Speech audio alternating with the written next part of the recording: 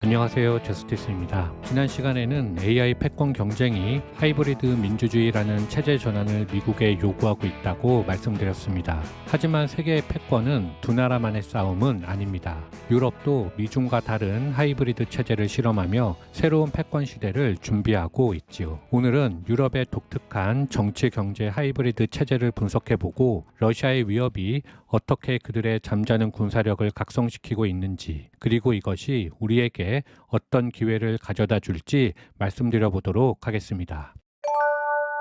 유럽연합은 역사상 유례없는 체제 실험을 하고 있습니다. 이는 지난 시간에 다뤘던 미국식 민주주의나 중국식 사회주의와는 확연히 다릅니다. 이유는 여전히 수십 개의 개별 주권 국가로 분열되어 있습니다. 각국은 고유의 언어, 문화, 역사, 그리고 독립적인 정치 시스템을 유지합니다. 이는 행정의 효율성 면에서 미중의 중앙 집권형 시스템보다 명백히 불리합니다. 하지만 경제는 EU라는 거대한 단일 시장과 유로존을 통해 완벽하게 통합되어 있습니다. 사람, 자본, 상품의 이동이 자유롭고 통합까지 공유합니다. 저는 이 정치 분열, 경제 통합이라는 하이브리드 체제가 유럽을 하나의 길로 이끌 것이라고 생각합니다. 경제적 통합으로 국가 간 경계심이 자연스럽게 약해지고 국가는 명목상으로만 존재하며 사실상 유럽 전체가 하나의 거대한 연방처럼 움직이는 것이지요. 저는 이것을 뉴 로마라고 부르도록 하겠습니다.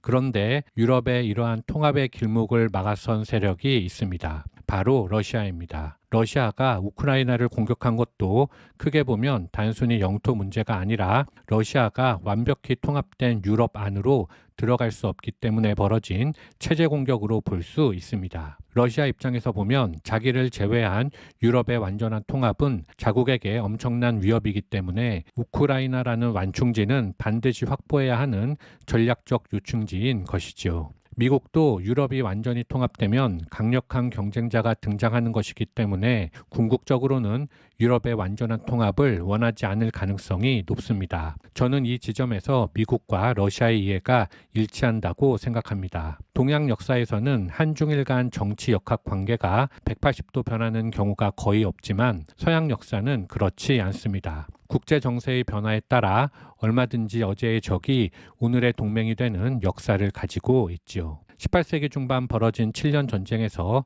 전통적 맞수였던 프랑스와 오스트리아 합스부르크가 동맹을 맺어 영국과 프로이센에 대항한 것이 대표적인 예입니다. 이는 외교혁명이라 불릴 정도로 당시로서는 파격적인 동맹관계 역전이었습니다. 그런 경험을 이미 가지고 있는 서양 역사를 볼 때 러시아와 미국 역시 이해 관계가 일치할 경우 얼마든지 동맹이 되어 유럽연합에 대항할 것이라 생각합니다. 이런 상상을 좀 더 확장해 보면 향후에는 유럽의 완전한 통합을 막기 위해 러시아가 유럽 본토를 공격하고 이를 미국이 보이지 않게 지원하는 극단적인 시나리오까지 생각해 볼 수 있지요. 물론 이것이 한참 나간 상상이라는 것을 잘 알지만 유럽은 이미 17세기 30년 전쟁에서 이와 비슷한 역사를 가지고 있습니다. 30년 전쟁은 종교적으로 시작했기 때문에 프랑스는 같은 국교 국가였던 오스트리아를 공격하지 않는 것처럼 보였지만 사실상 신교 국가를 지원하며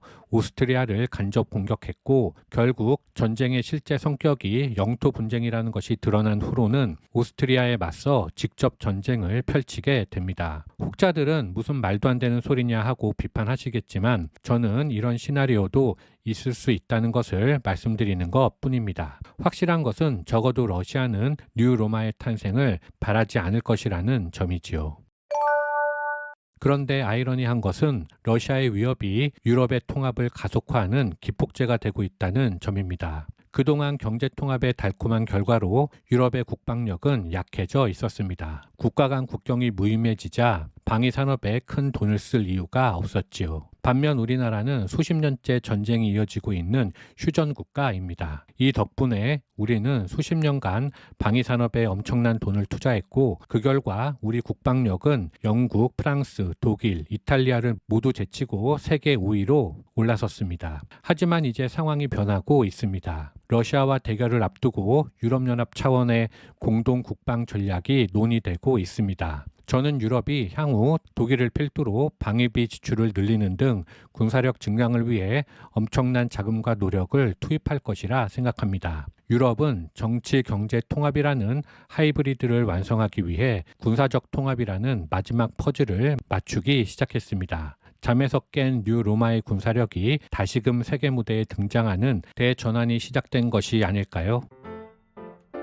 이러한 유럽의 군사적 대전환은 대한민국에게 큰 기회가 되고 있습니다. 유럽이 단기간에 무너진 국방력을 복구하기 위해 막대한 자금을 쏟아부을 때 이미 세계 최고 수준의 가성비와 실전 능력을 갖춘 K방산이 유럽 시장의 주요 공급자로 자리매김하고 있습니다. 미중의 AI 전쟁과 유럽의 뉴 로마 체제 실험이 21세기 패권의 새로운 구도를 만들어가고 있습니다. 과연 유럽은 미중과는 다른 제3의 통합 패권 세력으로 부상할 수 있을까요? 그리고 이 과정에서 한국은 관찰자를 넘어 어떤 역할을 하고 있는 것일까요?